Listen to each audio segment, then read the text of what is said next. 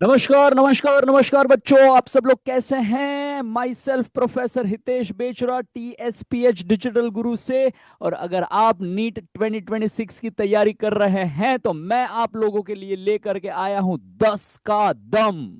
Sir क्या है ये 10 का दम सर?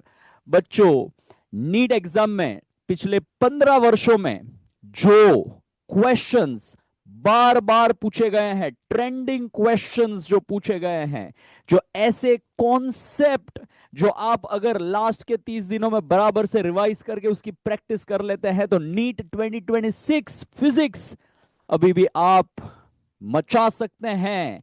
ऐसे क्वेश्चंस, ऐसे PYQ के साथ साथ में मैं कॉन्सेप्ट रिवीजन और नीट PYQ आपको जो मैं है करवाने वाला हूं। हर चैप्टर में से ऐसे ट्रेंडिंग 10 क्वेश्चंस और ऐसे 10 कॉन्सेप्ट का रिवीजन हम जो है क्विकली वन शॉट वे में करेंगे। आज हम मेजरमेंट से शुरुआत कर रहे हैं और मेजरमेंट से शुरुआत करते करते जो ऐसे गेटेबल चैप्टर्स है, हाई वेटेज चैप्टर्स है, जिसमें से बहुत ज्यादा नीट में सवाल आते हैं, उसको जो है हम वन बाय वन कवर करते चले जाएंगे। सो बच्चों, TSPH डिजिटल गुरु चैनल फॉलो कर लीजिए अगर आप नीट एस्पिरेंट है तो। अगर आप लास्ट के 30 दिनों में फिजिक्स का एकदम कम से कम समय में अच्छे से रिवीजन प्लस प्रैक्टिस करना चाहते हैं तो TSPH की टेलीग्राम चैनल को भी फॉलो कर लीजिए, क्योंकि 10 क्वेश्चन मैं करवाऊंगा और 10 नीट PYQ जो है मैं आपको कर रहे दूंगा। तो 20-20 क्वेश्चन की प्रैक्टिस, वो भी ऐसे क्वेश्चंस जो बार बार ट्रेंडिंग है, बार बार नीट में आते हैं, ये क्वेश्चंस की प्रैक्टिस कम से कम समय में रिवीजन के साथ अगर आप कर लेते हैं so NEET 2026 physics you can definitely crack.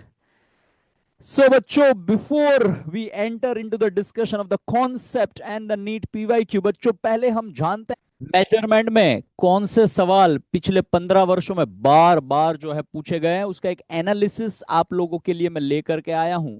बच्चों, यूनिट्स के बेसिस पे 10% क्वेश्चन पिछले कई वर्षों में नीट में आए हैं। डायमेंशंस के बेसिस पे 50% क्वेश्चन, मतलब अगर आपके पास में टाइम की कमी है और एक कॉन्सेप्ट अगर आप मेजरमेंट से रिवाइज करना चाहते हैं so that concept has to be a dimension. आधे सवाल डायमेंशन और डायमेंशन के एप्लीकेशंस के बेसिस पे जो है बच्चों नीट में पूछे गए हैं। Followed by error calculation is again the heaviest weightage, 25% questions are coming from the error calculation। so बच्चों, ये तीन कॉन्सेप्ट अगर आप रिवाइज कर लेते हैं तो 85% नीट PYQ जो है वो यूनिट, डायमेंशन और एरर कैलकुलेशंस के बेसिस पे जो है आए हैं पिछले वर्षों में। Significant figure, vernier caliper and screw gauge. Recent years में वर्नियर कैलिपर और स्क्रू गेज में से जो है क्वेश्चंस पिछले 4-5 वर्षों में बार बार देखे गए हैं। सो this is the analysis of the various topics in the measurement chapter. अगर आपके पास में टाइम की कमी है तो पहले तीन टॉपिक पे ज्यादा फोकस करें, और जो है अगर आपके पास में टाइम अवेलेबल है तो ये सारे के सारे टॉपिक जो है आपको रिवीजन में लेने चाहिए। चलिए, now let us enter into the discussion of the concept recap and the trending NEET PYQ। हो बच्चों, without wasting any time, let us enter into the question based on dimension। इस तरह के टिपिकल क्वेश्चन एनटीए का एक favourite question type है, जिसमें सवाल कह रहा है force is defined by some equation acts on the particle at a time t, the factor which is dimensionless if alpha and beta are constant is। मतलब option से हमें यह पता करना है कि कौन सा ऑप्शन डायमेंशन लेस है। बच्चों, इस क्वेश्चन को सॉल्व करने के लिए सबसे इंपॉर्टेंट पॉइंट जो आपको खोपड़ी में बिठा लेना है बच्चों, वो है वी कैन ऐड और सब्ट्रैक्ट सेम फिजिकल क्वांटिटी। बच्चों, हम सेम फिजिकल क्वांटिटी का ही एडिशन और सब्ट्रैक्शन कर सकते हैं। सो बच्चों, यहां पर अल्फा टी स्क्वायर में बीटा टी ऐड करके एफ मिला है, मतलब एफ अल्फा टी स्क्वायर और beta T same physical quantity होनी चाहिए। और अगर वो सेम फिजिकल क्वांटिटी है बच्चों तो उनके डायमेंशन सेम होने चाहिए। So the dimension of f is equals to dimension of alpha t square is equals to dimension of beta t. बच्चों हमारी YouTube चैनल पे एक शॉर्ट वीडियो अवेलेबल है जिसमें डायमेंशन के शॉर्टकट भी मैंने आपके साथ में शेयर किया है, तो उसको जरा आप सर्च करके उसको रेफर कर लीजिएगा, कैसे आप ओरली 10 सेकेंड्स में कुछ फिजिकल क्वांटिटी के ओरली डायमेंशन निकाल सकते हैं। बच्चों f divided by T square करेंगे तो हमें अल्फा का डायमेंशन मिलेगा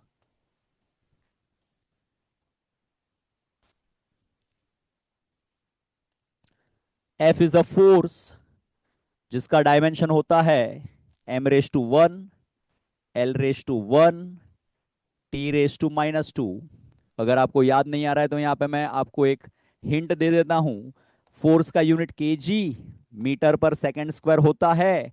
केजी के कारण m⁻⁴, मीटर के कारण l⁻², सेकंड स्क्वायर डिनोमिनेटर में है इसीलिए t⁻², डिवाइडेड बाय टाइम का square will give us t⁻²।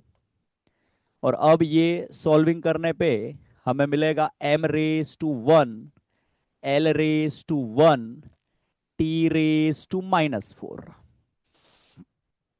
Similarly f divided by t करेंगे तो हमें बीटा का डायमेंशन मिलेगा। सो बीटा का dimension is f divided by t।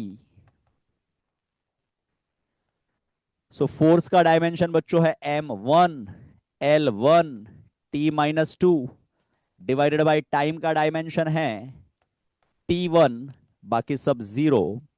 So this will give us m1, l1, t-3।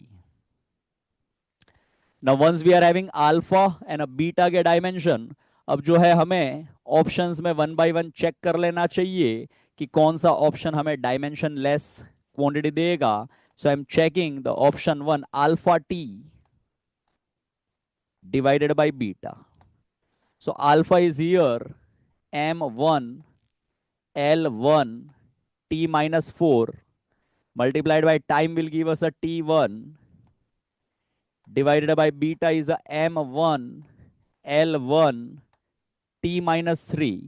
तो numerator में -4 + 1 करने पे -3 बनेगा, वो -3 इधर है, l भी सेम, m भी सेम, एंड लकीली समय हमारा बच गया बिकॉज बाकी के ऑप्शंस हमें चेक नहीं करने पड़ेंगे। पहला ही ऑप्शन जो है वो हमारा मैच हो गया है। सो बच्चों डायमेंशन ओरली कैसे निकालना है शॉर्ट्स में अवेलेबल है मेरे ही चैनल पे। डायमेंशन कुछ क्वांटिटी के आपको याद ही होने चाहिए, ओरली आप निकाल पाने चाहिए। सो डायमेंशन और यूनिट इसको जरा बराबर से रिवाइज कर लीजिए और इस तरह के सवाल कैसे हैंडल करने के ये सिनॉप्सिस के पॉइंट में आपका चला जाना चाहिए, ये वाला point. And I think this discussion will help immensely. ये है नीट 2025 का द मोस्ट डिफिकल्ट क्वेश्चन। सवाल पढ़ करके कहीं बच्चे सोच में पड़ गए थे कि भाई एनटीए वाला ऐसा हमारे साथ कैसे कर सकता है, ऐसे ऐसे क्वेश्चन, ऐसे ऐसे डेरिवेशन हमें वो कैसे पूछ सकता है। सरफेस टेंशन का सवाल है बाय द वे, ये सबसे डिफिकल्ट क्वेश्चन है। बट बच्चों ऐसे डिफिकल्ट सवाल मेजरमेंट के, डायमेंशन के नॉलेज के बेसिस पे बड़े आसानी से with in 1 minute, with in 2 minute आप जो है सॉल्व कर सकते हैं। मैं आपको डिटेल में इसको समझाता हूं, समझिए इसको बच्चों, ध्यान से समझिए। Consider a water tank shown in the figure, it has a wall at x is equals to capital L and can be taken to be very wide in the z direction. When filled with a liquid of a surface tension S and a density rho, the liquid surface makes an angle theta naught with the x-axis at x is equals to L.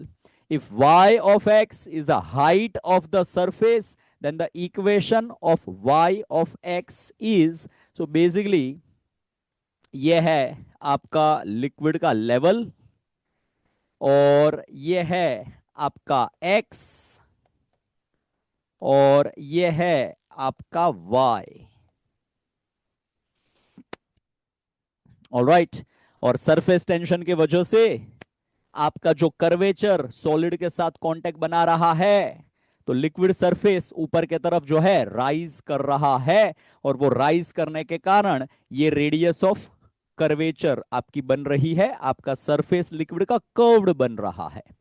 सो बच्चों, surface tension का एक basic knowledge आपके पास में होना चाहिए, कितना liquid rise करेगा। तो यहां पर अगर हम कोई भी पॉइंट ले लेते हैं तो उस पे force due to surface tension ऐसे, and force due surface tension ऐसे अलोंग द टेंजेंट लगता है। ऊपर के तरफ लगने वाला फोर्स नीचे के तरफ लगने वाले फोर्स से ग्रेटर होने के कारण लिक्विड का सरफेस ऊपर के तरफ राइज होता है। और वो राइज कब तक होता है? तो आंसर है ये जो मिनिस्कस बन रहा है, वो मिनिस्कस में जो लिक्विड रहेगा उसका वेट जो नीचे की तरफ लगेगा वो ऊपर वाले कंपोनेंट को बैलेंस ना कर लें, तब तक जो है लिक्विड ऊपर की तरफ रेज करेगा।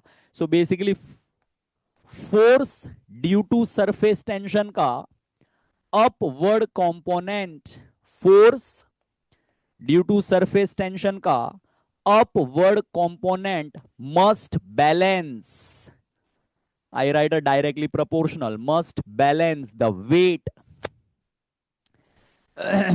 present in that meniscus, and weight is a mg। mg को आप लिख सकते हैं रो vg, so this becomes a row vg is a weight। now so Fs is a force due to surface tension, and that force due to surface tension is nothing but S multiplied by L, the surface tension multiplied by length, which is directly proportional to rho, volume को आप लिख सकते हैं cross sectional area multiplied by some height multiplied by g। here the height is going to play the role, the y is going to play the role and not x। तो x वाले options तो वैसे भी जो है चले जाएंगे, x तो कहीं पर आएगा नहीं, अंडर रूट भी हमें कहीं पे फिलहाल तो दिख नहीं रहा है। नाउ ये राइट हैंड साइड में रो रह जाएगा, आपका y रह जाएगा, g रह जाएगा, ये s is a force due to, sorry s is a surface tension, उसको डिनोमिनेटर में ले लेंगे तो s डिनोमिनेटर में दिखना चाहिए, यस s डिनोमिनेटर में दिखना चाहिए। L लेंथ है, A क्रॉस सेक्शनल एरिया है, तो A को इधर लेंगे तो लेंथ और क्रॉस सेक्शनल एरिया कट करके डिनोमिनेटर में लेंथ का डायमेंशन एक बचेगा। एंड बच्चों, from the options d square y by dx square is nothing but a double derivative, right? And dy by dx is a dimensionless, so double derivative का dimension जो है वो l raised to -1 होता है। this is a d by dx, dx का dimension l raised to -1, so double derivative का dimension reciprocal of length के dimension के बराबर आएगा। This is a reciprocal of length which is proportional to rho Y G by S. Rho Y G by S, इसका dimension भी आप जो है चाहे तो चेक कर सकते हैं, इसका डायमेंशन भी आपको l रेज टू -1 मिलेगा। सो डायमेंशनल बेसिस पे, थोड़ा सा सरफेस टेंशन के नॉलेज के बेसिस पे you can reach to the final correct answer, and this is our final correct answer. बच्चों, ये सवाल नीट एग्जाम में आपको जो है डायमेंशंस की मदद से सोचना चाहिए था, डायमेंशंस की मदद से इसको करने की कोशिश करनी चाहिए थी, एंड थोड़ा सा जो है सरफेस टेंशन का नॉलेज लगाना था, डेरिवेशन करते नहीं बैठना था। ये तो एडवांस्ड से भी ऊपर लेवल की डिफिकल्टी का सवाल जो है नीट 2025 में पूछा गया था मेजरमेंट चैप्टर से। आगे बढ़ते हैं बच्चों अगले ऑप्शंस के साथ में, और अगले सवाल सिग्निफिकेंट फिगर के बेसिस पे पूछा गया है। The diameter of the spherical bob when measured with a vernier caliper yield the following values, 1 2 3 4 value, 5 values are given, then the mean diameter to the appropriate significant figure is। बच्चों, पहले तो आपको significant figure का एक quick recap ले लेना चाहिए। I will give you the recap. बच्चों, जब हम नंबर को ऐड या सब्ट्रैक्ट करते हैं सो मैथमेटिकली क्या आंसर आता है वो यहां पर मैंने लिखा है, लेकिन सिग्निफिकेंट फिगर का रूल कहता है कि आंसर के पास में उतने ही डेसिमल डिजिट होने चाहिए जो ये दोनों में से लीस्ट डेसिमल डिजिट जिनके पास में है, आंसर के पास में उतने ही डेसिमल डिजिट होने चाहिए। हमारा आंसर हमारे नंबर से ज्यादा एक्यूरेट नहीं हो सकता, right? That is a rule. So this is having one significant, sorry, this is having one decimal digit. So answer must have only one decimal digit. तो इसको round off करके this is a scientifically correct answer. This is having 3 decimal digit. So answer must have 3 decimal digit. तो इसको round off करके this is the final correct answer. Similarly multiplication और division करते वक्त भी रूल कहता है कि जिसके पास में लीस्ट सिग्निफिकेंट डिजिट रहेंगे, आंसर के पास में उतने ही सिग्निफिकेंट डिजिट हो सकते हैं. सो इसके पास में 2 सिग्निफिकेंट डिजिट है, तो आंसर को राउंड ऑफ करके 2 सिग्निफिकेंट डिजिट में आपको लाना है. डिवीजन में न्यूमरेटर के पास में 2 सिग्निफिकेंट डिजिट है, तो डिवीजन करके जो आंसर आएगा उसको भी राउंड ऑफ करके 2 सिग्निफिकेंट डिजिट तक आपको रखने का है. सो बच्चों ये है एडिशन, सब्ट्रैक्शन, मल्टीप्लीकेशन और डिवीजन करते वक्त सिग्निफिकेंट डिजिट्स के रूल. अब मैं जाता हूं वापस से अपने ओरिजिनल सवाल की ओर. दिस इज अवर सवाल, नीट पीवाईक्यू है बच्चों ये, जिसमें 5 नंबर को ऐड करके हमें उसका मीन डायामीटर निकालना है बच्चों. हमेशा एनटीए आपकी टेस्ट यही लेगा कि भाई जो बच्चे बार बार मिस्टेक करते हैं उसको वन ऑफ द ऑप्शंस में दे दो. आप चाहें तो बच्चों इसको ऐड कर लो, divided by number of terms करके मीन निकाल लो. आई एम वेरी श्योर कि आपको मैथमेटिकली यही ऑप्शन आएगा. आप चाहे तो अभी जो है स्क्रीन पॉज करके कैलकुलेटर लगा लो, फटाक से चेक करके देख लो. बट ये सही जवाब नहीं है. क्यों? Because it does not follow the rule of significant digit. And the rule of significant digit कहता है ऐड करते वक्त हमारे पास में डेसिमल के बाद में 2-2 डिजिट्स है, तो डेसिमल के बाद में अगर 2-2 डिजिट्स है तो हमारे आंसर के पास भी डेसिमल के बाद में 2 ही डिजिट होने चाहिए. सर मीन लिया है तो डिवाइडेड बाय 5 किया है. मीन लेने की प्रोसेस में आप जो है मेजर्ड नंबर, और डिवाइडेड बाय 5 में जो 5 है वो कोई मेजर्ड नंबर नहीं है, तो ये रूल मेजर्ड नंबर्स में लगाने हैं. ऑलराइट, सो मेजर्ड नंबर ये है आपके, तो जिनको ऐड करते वक्त आपको एडिशन वाला सिग्निफिकेंट डिजिट का रूल लगाना चाहिए. तो 3.328 को राउंड ऑफ करके डेसिमल के बाद में 2 डिजिट बचाने हैं, एंड हेंस डेसिमल के बाद में 2 डिजिट बचेंगे 3.33, and that has to be our final correct answer, and that is our final correct answer.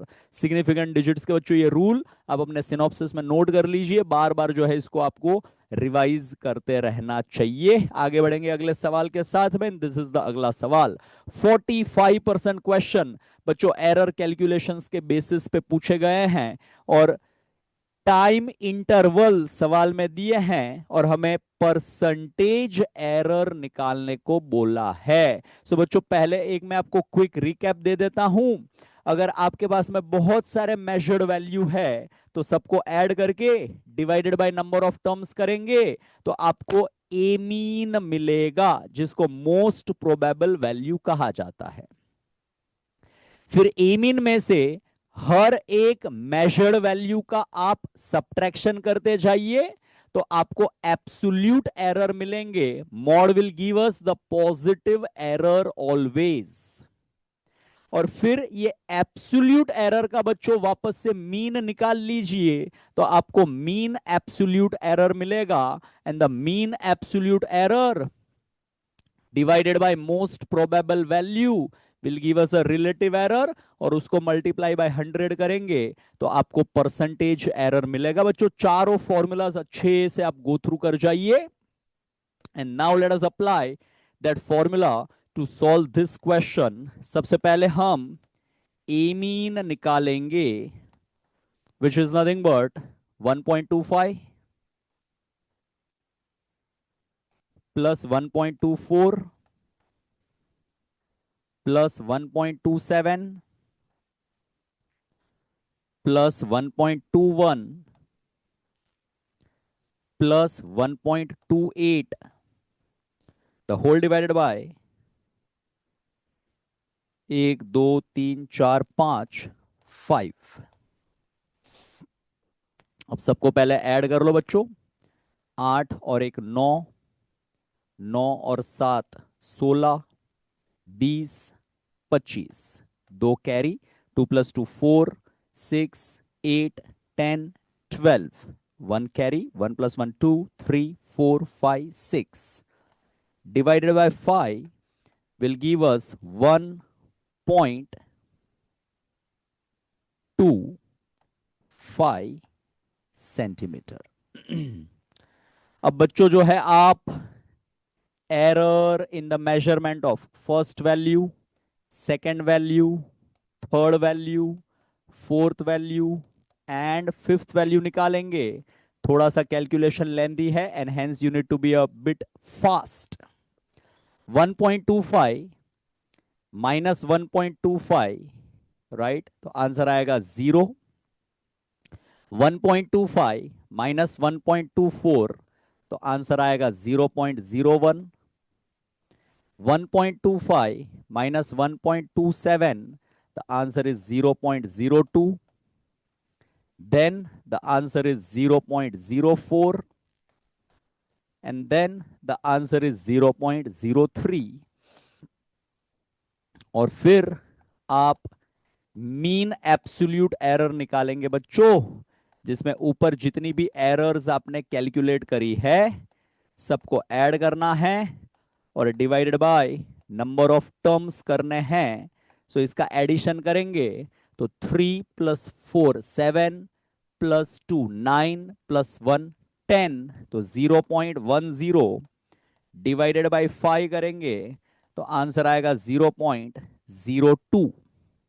And then the percentage error का फॉर्मूला होता है mean absolute error divided by most probable value multiplied by 100.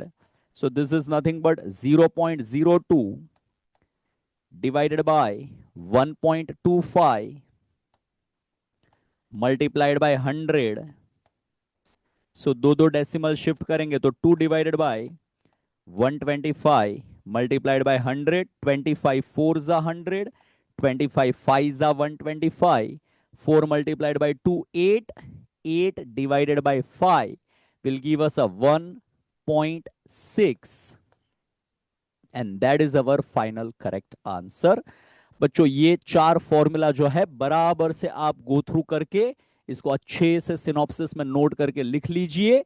Error calculation में बच्चों और further concept के ऊपर सवाल आते हैं, और फर्दर कॉन्सेप्ट के ऊपर जो सवाल है वो कैसे रहता है, पहले सवाल समझाता हूं फिर आपको उसको रिकैप देता हूं। उसका शॉर्टकट का ट्रिक भी मैं अभी आपको बताने वाला हूं। बच्चों देखिए सवाल में मास के बारे में, रेडियस के बारे में और लेंथ के बारे में, वायर मतलब सिलिंड्रिकल शेप का मास रेडियस लेंथ का इंफॉर्मेशन दे रखा है, और पूछा है डेंसिटी का परसेंटेज एरर। मतलब हम मेजरमेंट में मास ले रहे हैं, रेडियस ले रहे हैं, लेंथ ले रहे हैं, कैलकुलेशन हमें कोई अलग फिजिकल क्वांटिटी का करना है, डेंसिटी का कैलकुलेशन करना है। तो इसको बच्चों कहते हैं प्रोपोगेशन ऑफ एरर। मतलब एक क्वांटिटी में एरर पता हो तो दूसरी क्वांटिटी में एरर कैसे ढूंढी जा सकती है। तो बच्चों अगर दो क्वांटिटी का एडिशन या सब्ट्रैक्शन करके अगर आप नया क्वांटिटी निकाल रहे हैं, प्लस और माइनस अगर आप कर रहे हैं, तो वो केस में उनके एब्सोल्यूट एरर ऐड होकर के सी का एब्सोल्यूट एरर मिलता है। अगर आप दो क्वांटिटी का मल्टीप्लीकेशन या डिवीजन कर रहे हैं तो वो केस में उनके परसेंटेज एरर ऐड करके सी का परसेंटेज एरर मिलता है। बच्चों अगर कांस्टेंट होता है तो कांस्टेंट को कर दिया जाता है अवॉइड, अवॉइड जो पावर होता है वो पावर नीचे आ जाता है, पावर मल्टीप्लाई हो जाता है।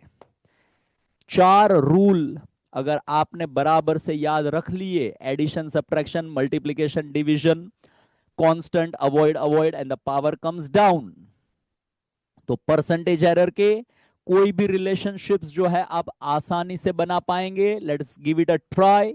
अगर रेक्टेंगल का एरिया का फॉर्मूला है लेंथ इंटू ब्रेड्थ, मल्टीप्लीकेशन हो रहा है तो उनके percentage error gets added. Volume of a sphere, the formula is a 4 upon 3 pi r cube. 4 is a constant, 3 is a constant, pi is a constant. Avoid, avoid. Power comes down. So the percentage error in volume is a 3 times percentage error in radius. The volume of the cylinder is a pi r square L. पाई जाएगा side में, r square में 2 power में है, power आ जाएगा नीचे, multiplication हो रहा है तो परसेंटेज एरर हो जाएगा ऐड। और बच्चों अगर कोई ऐसे रैंडम फॉर्मूला आते हैं, by the way kinetic energy, I hope this is a self explanatory, half avoid avoid, mass और V square, percentage error add, square का 2 जो पावर में है वो नीचे आ जाएगा। और ऐसे कोई रैंडम फॉर्मूला अगर आते हैं तो उसमें भी बड़े आसानी से जो है आप काम कर पाएंगे। 3 जाएगा साइड में, percentage error in A plus 2 times percentage error in B plus under root का मतलब होता है पावर में half, and half times percentage error in C. बच्चों now I go back to the NEET PYQ and this is a measured value and this is the error in the measurement of mass. Same goes with radius का measured value और उसके measurement में error, length का measured value और length के measurement में error. Wire is a cylindrical in shape, so बच्चों density का फॉर्मूला होता है मास अपॉन वॉल्यूम, और सिलेंडर का वॉल्यूम बच्चों होता है pi R square L. So now the percentage error in rho is equals to percentage error in m. Pi is a constant, avoid avoid, division में percentage error add हो जाती है, power comes down 2 times percentage error in r plus percentage error in l. So this is nothing but delta m upon m multiplied by 100 plus 2 times delta r upon r multiplied by 100 plus delta l upon l multiplied by 100. So this is going to give us 0.002 divided by mass is a 0.4 multiplied by 100 plus 2 times radius is a 0.001 divided by 0.3 multiplied by 100 plus length 0.02 divided by 5 multiplied by 100. All right. 0.002 into 100 करेंगे तो 2 decimal shift होकर this is a 0.2 divided by 0.4 plus 0.001 into 100 करेंगे तो 2 decimal shift करके 0.1 into 2 करेंगे तो 0.2 divided by 0.3 plus इसके भी 2 डेसिमल शिफ्ट हो जाएंगे तो 2 divided by 5. So this is as good as 2 divided by 4 मतलब हाफ मतलब 0.5. This is a 2 divided by 3, 0.67. And this is a 2 by 5, which is a 0.4. 0.67 plus 0.4 अंदाजे से 1% और 0.5 तो 1.5%. And the options are very very close by.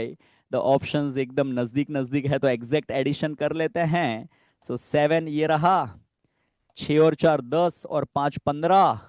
1.57 is a exact and round of करके हम जो है 1.6% के साथ में जाएंगे, and that is our final correct answer. बच्चों ये बराबर से शॉर्टकट्स सारे के सारे अच्छे से सिनॉप्सिस में नोट कर लीजिए। ये सारे के सारे शॉर्टकट्स आपको जो है एरर कैलकुलेशंस में काम में आएंगे। ये शॉर्टकट के बेसिस पे एक और नीट पीवाईक्यू जो है आप लोगों के लिए मैं लेकर के आया हूं। 2025 में पूछा गया परसेंटेज एरर का क्वेश्चन। ये देखिए एक रैंडम इक्वेशन दिया है, p is equals to A cube B square by C root D. A B C D के परसेंटेज एरर दे रखे हैं और p का परसेंटेज एरर आपको निकालना है। बच्चों लगा दीजिए formula, percentage error in p is equals to 3 times percentage error in A plus 2 times percentage error in B plus percentage error in C plus root is nothing but half times percentage error in D. So this is a 3 multiplied by 1% plus 2 multiplied by 3% plus 2% plus half multiplied by 4%. So this is becoming 3 plus 6 plus 2 plus 2, and this will give us a 13%, and that is our final correct answer, 13%. I hope now you are getting a good level of confidence in the error calculation। बच्चों एक और सवाल error calculation का हम discussion में लेंगे। बच्चों सवाल कह रहा है percentage error in the measurement of G is, formula दे रखा है। अभी जो मैंने शॉर्टकट आपको सिखाए हैं वो शॉर्टकट लगाना है। मल्टीप्लीकेशन के वक्त परसेंटेज एरर एडेड, डिवीजन के वक्त परसेंटेज एरर एडेड, पावर रहेगा तो पावर कम्स डाउन और कांस्टेंट रहेगा तो avoid avoid. So let us apply percentage error in G is equals to 4 pi square is a constant, avoid avoid, percentage error in L plus 2 times percentage error in T। Length का measurement दे रखा है, सो this is a delta L by L into 100 plus 2 times delta T by T into 100. The delta L is a 0.1 divided by L is a 10 multiplied by 100 plus 2 times delta T is a 1 divided by 100 multiplied by 100. So this 100 and the 100 is getting cancelled. ये 100 और 10 का cancellation होकर के इधर 10 बचेगा। 10 into 0.1 is a 1 plus this is a 2, and 1 plus 2 will give us a 3% error in the measurement of G, and that is our final correct answer. But I hope now you have got a good confidence in the error calculation। आगे बढ़ते हैं अगले सवाल के साथ में। अगला सवाल वर्नियर कैलिपर के बेसिस पे पूछा गया है। बच्चों तो पहले तो वर्नियर कैलिपर क्या होता है वो मैं आपको समझा देता हूं। यह है आपका वर्नियर कैलिपर। ये होते हैं दो जॉ, उसके बीच में ऑब्जेक्ट को रख करके उसके मेजरमेंट्स लिए जाते हैं, like radius, diameter, thickness, length वगैरह मेजर किया जाता है। वर्नियर कैलिपर के पास में बच्चों दो स्केल होते हैं, ये मेन स्केल है और ये वर्नियर स्केल है। बच्चों मेन स्केल पे रीडिंग्स दे रखे हैं, वर्नियर स्केल पे केवल डंडी डंडी डंडी करके रखी है। तो वर्नियर कैलिपर के साथ में बच्चों सबसे पहले तो जुड़ा हुआ चीज है वीसी, वर्नियर कांस्टेंट, जिसका दूसरा नाम है लीस्ट काउंट। मतलब ये स्केल कम से कम कितना रीड कर सकता है उसको लीस्ट काउंट कहते हैं। तो आइदर लीस्ट काउंट सवाल में दिया रहेगा, और अगर लीस्ट काउंट सवाल में नहीं दिया रहेगा तो लीस्ट काउंट निकालने का फॉर्म्यूला आपको जो है पता होना चाहिए। और लीस्ट काउंट निकालने का फॉर्म्यूला बच्चों होता है 1 main scale division minus 1 vernier scale division. 1 MSD minus 1 VSD is a formula to calculate the least count of vernier caliper। बच्चों मेरे ही प्लेलिस्ट में आप जाइए फिजिक्स के वन शॉट्स में, उसमें वर्नियर कैलिपर का डिटेल्ड 1 घंटे का वीडियो अवेलेबल है, जिसमें रीडिंग कैसे लिया जाता है, लीस्ट काउंट कैसे कैलकुलेट करते हैं, कॉन्सेप्ट सिखाते हुए न्यूमेरिकल का डिस्कशन उसमें किया गया है, जीरो एरर का भी उसमें डिस्कशन अवेलेबल है। तो डिटेल्ड अगर रिवीजन चाहिए तो आप जाइए मेरे प्लेलिस्ट में फिजिक्स वन शॉट रिवीजन, उसमें वर्नियर कैलिपर खोज करके उसको पूरी तरह से देख लीजिए। अगर आपको आता है कैलिपर अच्छे से तो एक क्विक रिकैप यहां पर मैं दे देता हूं। लीस्ट काउंट कैलकुलेट करने का formula, reading of vernier caliper is a main scale reading plus vernier scale reading. Main scale का रीडिंग आपको सीधा सीधा मिल जाएगा, यहां से देखने पे आपको मेन स्केल का रीडिंग सीधा सीधा मिल जाएगा। और वर्नियर स्केल का रीडिंग कैसे मिलेगा, तो वर्नियर स्केल के रीडिंग के लिए आपको जो है ढूंढना पड़ेगा कि वर्नियर स्केल का कौन सा डंडी मेन स्केल के कोई तो एक डंडी के साथ एग्जैक्टली कोइंसाइड कर रहा है। जैसे ये केस में मेन स्केल रीडिंग बच्चों, येलो कलर की लाइन 2 सेंटीमीटर एंड 2.1 सेंटीमीटर के बीच में लाई कर रही है, तो हमें लेफ्ट वाला रीडिंग यानी कि 2 सेंटीमीटर लेना होता है as a main scale reading. और वर्नियर स्केल रीडिंग में बच्चों हम गिनती करेंगे कौन से नंबर का डंडी जो है एग्जैक्टली मेन स्केल के साथ में कोइंसाइड कर रहा है। तो गिनती करने पे ब्लू कलर की लाइन छठे नंबर का वर्नियर स्केल का डंडी मेन स्केल के कोई तो एक डंडी के साथ में कोइंसाइड कर रहा है। So that is a vernier scale reading, small N उसको मैं सिंबल देता हूं, जिसको हम लीस्ट काउंट के साथ मल्टीप्लाई करेंगे तब जाकर के हमें रीडिंग ऑफ कैलिपर आएगा। तो ये वाले केस में बच्चों मेन स्केल रीडिंग है 2, वर्नियर स्केल रीडिंग है 6, मल्टीप्लाइड बाय ये स्केल का लीस्ट काउंट दे रखा है 0.01, and that is how we get the reading from caliper. एक फॉर्मूला जो याद रखना है, दूसरा फॉर्मूला जो आपको याद रखना है, टर्म्स के मीनिंग जो आपको याद रखना है, सब कुछ मैंने आपको बच्चों क्विक रिकैप में सब यहां पर स्लाइड पे अवेलेबल करके दिया है। अब आप इधर अप्लाई करिए उसको। In vernier caliper n+1 division of a vernier scale coincide with the n division of main scale. म्हणजे काय, n+1 vernier scale division coinciding मतलब is equal to n division of main scale. n+1 को right में लेके जाएंगे तो हमें मिलेगा 1 VSD is equals to n upon n+1 MSD। और हमें 1 मेन स्केल डिवीजन कितना रीड कर रहा है वो दिया है, वर्नियर कांस्टेंट सेंटीमीटर में फाइंड करने को हमें कहा गया है। वर्नियर कांस्टेंट मतलब लीस्ट काउंट का फॉर्मूला होता है 1 MSD माइनस 1 VSD, और 1 VSD यहां पर ऑलरेडी हमने निकाल करके रखा है, let us substitute it here. So this is a 1 MSD minus n upon n+1 MSD cross multiply. So this is a n+1 MSD minus n MSD the whole divided by n+1. Open the bracket, n MSD minus n MSD cut जाएगा, so 1 MSD divided by n+1 बच जाएगा। और 1 MSD जो है वो 0.1 mm के बराबर है, तो 1 MSD की जगह पे 0.1 mm divided by n+1 as it is. 0.1 mm is nothing but 1 divided by 10 n+1 mm, but we want the answer in a cm.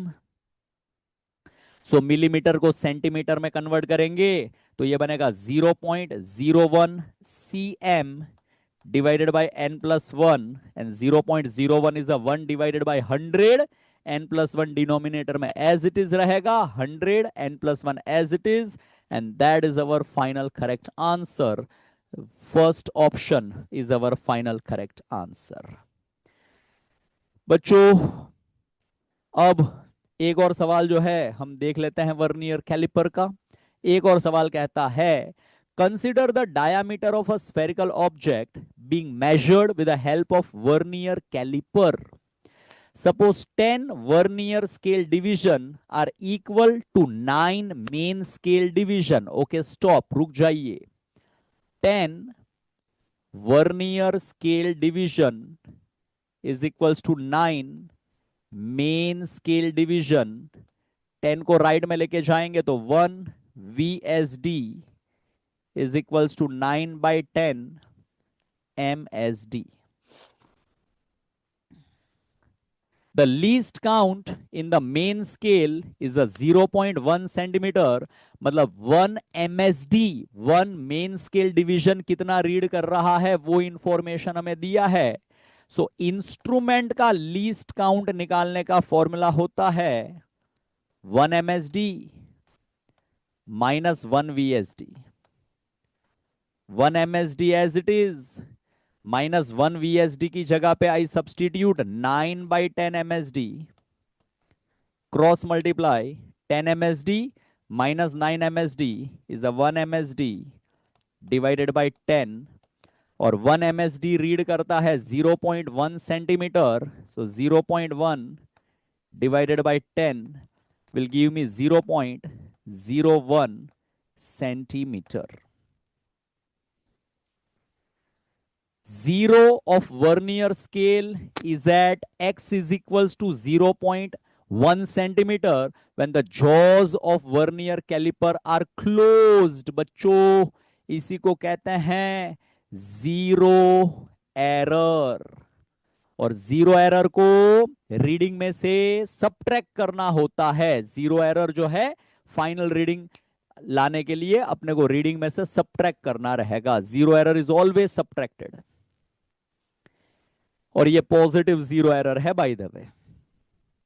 If the main scale reading for the diameter is 5 centimetre and the number of coinciding vernier division is a 8, okay, how you take the reading?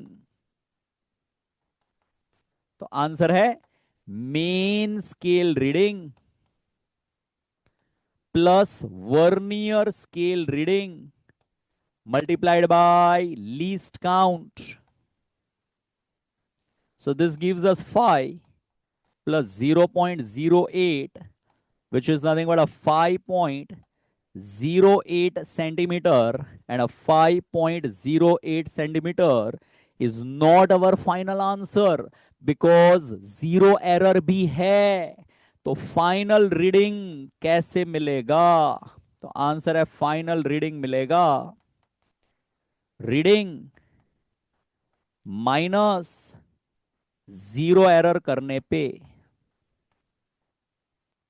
Reading आया है 5.08 minus सवाल में zero error दे रखा है 0.1। सो ये subtraction करेंगे तब जाकर के फाइनल आंसर आएगा 5.08 माइनस 0.1। इधर जीरो ले लेते हैं, 8 में से जीरो गया तो 8, 10 में से 1 गया तो 9 और 4 में से 0 गया तो 4 and hence the 4.98 centimetre is our final correct answer. बच्चों वर्नियर कैलिपर का वीडियो अवेलेबल है, उसमें मैंने कई सारे डिफरेंट वैरायटी के क्वेश्चंस भी डिस्कशन में लिए हैं। आप चाहे तो वहां पे जाके कॉन्सेप्ट आता है तो सिर्फ वो क्वेश्चन प्रैक्टिस कर सकते हैं। 4-5 अलग अलग वैरायटी के सवाल है। जीरो एरर का भी डिस्कशन उसमें अवेलेबल है, उसके ऊपर भी सवाल जो है अवेलेबल है। बच्चों अगले कॉन्सेप्ट और अगले क्वेश्चन के तरफ आगे बढ़ते हैं बच्चों। और अगला कॉन्सेप्ट स्क्रू गेज के ऊपर नीट 2024 में आया हुआ सवाल आपके स्क्रीन पर है। तो सवाल पढ़ने से पहले मैं चाहूंगा कि हम स्क्रू गेज का कॉन्सेप्ट का एक क्विक रिकैप ले लेते हैं। सो बच्चों ये है आपका स्क्रू गेज, जिसमें होती है मेन स्केल और जिसमें होती है सर्क्यूलर स्केल। दो जॉ होते हैं जिसको आप मेजरमेंट हमें लेना है, उसको दो जॉ के बीच में रखा जाता है और अभी गेज को टाइट करके ऐसे फिक्स किया जाता है। तो यहां से हमें ये स्फेरिकल ऑब्जेक्ट का डायामीटर मेजर करके मिलेगा। अब स्क्रू गेज का एक कांस्टेंट जिसका नाम है लीस्ट काउंट, और ये स्क्रू गेज का लीस्ट काउंट हमें दे रखा है, बट अगर सवाल में लीस्ट काउंट ना दिया हो तो कैसे लीस्ट काउंट को हम कैलकुलेट कर सकते हैं, तो उसका फॉर्मूला यहां पर मैं आपको लिख के रिवाइज करवा देता हूं। लीस्ट काउंट निकालने का फॉर्मूला है pitch upon number of division on circular scale. Pitch divided by number of division on circular scale. Pitch का मतलब होता है जब आप सर्कुलर स्केल का एक रोटेशन कंप्लीट करते हैं तो मेन स्केल कितना आगे बढ़ता है उसको कहते हैं पिच, जो अक्सर सवाल में दिया रहेगा। Divided by number of division on circular scale, मतलब सर्कुलर स्केल पे टोटल कितने डंडी है, 50 डिवीजन, 100 डिवीजन, ऐसा सवाल में मेंशन किया रहेगा। सो ऐसे मिलता है स्क्रू एज का least count. Again screw gauge के ऊपर डिटेल्ड वीडियो अपने फिजिक्स वन शॉट के प्लेलिस्ट में अवेलेबल है बच्चों। उसमें कॉन्सेप्ट डिटेल में, जीरो एरर का डिस्कशन डिटेल में, न्यूमेरिकल भी उसमें जो है मैंने कवर किए हैं। तो स्क्रू गेज अगर सीखना है तो वहां पे चले जाए, स्क्रू गेज आता है तो वहां पे जाके उसके सवाल जो है वीडियो पॉज करते हुए सवाल सॉल्व कर लीजिए। अब स्क्रू गेज का बच्चों रीडिंग कैसे लिया जाता है, तो आंसर है main scale reading plus circular scale reading. Main scale में जो डंडी आपको दिख रही है वो ही आपके मेन स्केल का रीडिंग बनेगा। तो ये वाले पर्टिकुलर एग्जांपल की अगर अपन बात करें तो ये वाले एग्जांपल में ये देखो ब्लू कलर की मैंने हाईलाइट किया है, पांचवी डंडी, छठी डंडी, सातवीं डंडी, आठवीं डंडी, नौवीं डंडी, और मेन स्केल मिलीमीटर में है, मतलब मेन स्केल रीडिंग अपना 9 mm आएगा। ये वाले एग्जांपल में मेन स्केल रीडिंग अपना 9 mm आएगा। और ये लाल कलर की लाइन जो है वो है रेफरेंस लाइन। तो रेफरेंस लाइन के साथ में सर्कुलर स्केल का कौन सा डिवीजन कोइंसाइड कर रहा है, that is a circular scale reading, जो ये वाले केस में पांचवें नंबर का सर्कुलर स्केल का डंडी कोइंसाइड कर रहा है। सो ये वाले केस में आएगा 5, और वो 5 को LC लीस्ट काउंट के साथ में मल्टीप्लाई करने का, और मल्टीप्लाई करने के बाद में ये जो एग्जांपल मैंने स्क्रीन पे शो किया है उसका आंसर 9.05 mm है। बच्चों एक फॉर्मूला, दो फॉर्मूला याद रख लीजिए बराबर से। टर्म्स के मीनिंग यहां पर मैंने आपको दे रखे हैं। लीस्ट काउंट निकालने का फॉर्मूला बराबर से खोपड़ी में फिट हो जाना चाहिए। And now let us crack the NEET PYQ of 2024। The question says the pitch of an error free screw gauge, मतलब no zero error, is 1 mm। Pitch दिया है, देर आर 100 डिवीजन ऑन द सर्कुलर स्केल। देखो कितना clear cut information दिया है। Least count निकालने का फॉर्मूला है pitch divided by number of division on a circular scale. The pitch is a 1 mm divided by number of division on the circular scale is 100, and hence a 1 divided by 100 is a 0.01 mm. While measuring the diameter of a thick wire, the pitch scale reads 1 mm, and a 63rd division on the circular scale coincides with a reference line. The diameter of the wire is reading. कैसे निकालते हैं screw gauge में से बच्चों, तो answer है capital N plus small n multiplied by LC. Capital N is a main scale reading which is given as a 1 mm, plus small n is a circular scale reading which is a 63rd division multiplied by least count is a 0.01. So this will give us a 1 mm plus 0.63, which will give us a 1.63 mm, and 1.63 mm is our final answer. But the options are in the unit of meter and centimeter.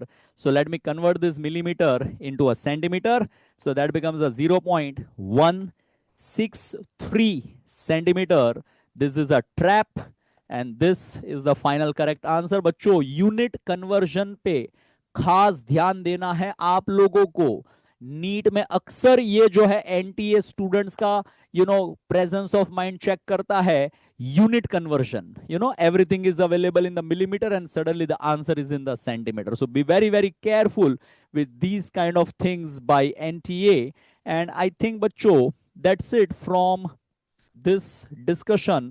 ये सारी की सारी चीजें 10 question जो है हमने solve कर लिए हैं क्विकली, और 10 क्वेश्चन मैं आपको प्रैक्टिस के लिए बच्चों देने वाला हूं. इसका ये डिटेल्ड पीडीएफ भी आपके साथ में मैं टीएसपीएच के टेलीग्राम चैनल पे शेयर करूंगा. So follow my Telegram channel as well, TSPH digital guru, and stay tuned. Comment में आप बताते रहिए और आपको क्या चाहिए नीट 2026 की तैयारी के लिए. बच्चों आज ये पहला वीडियो आपके लिए अवेलेबल करवाया है. 2 दिन छोड़ के वापस से एक वीडियो नीट 2026 के एस्पिरेंट्स के लिए मैं जो है आप लोगों के साथ में शेयर करूंगा, और उसकी एक पूरी सीरीज का मैंने आप लोगों के लिए प्लानिंग किया है. 10 वीडियो, हर वीडियो में 10 question, 10 into 10 100 question, most important trending question of the NEET जो है आप लोगों के साथ में मैं शेयर करता रहूंगा. So stay tuned, keep learning and keep sharing with the NEET aspirants. That's it from this lecture. See you soon in the next class. Bye bye.